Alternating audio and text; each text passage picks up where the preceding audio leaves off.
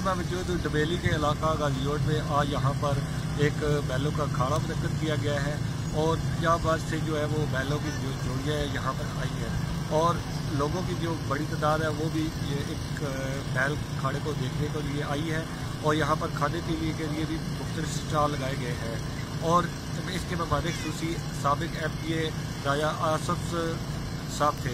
Mirza Balal sound system good sound service. Dumeli के अनवाई इलाका गाजियोट में पंजाब की सकाफत अखाड़ा बैल डांगरी मुनक्कद किया गया, जिसके मेहमान खसूसी आसफ महमूद मशीर वजीर आला पंजाब थे। अखाड़ा बैल डांगरी देखने के लिए इलाका भर से छोटे बड़े किसानों की बड़ी तादाद ने शिरकत की।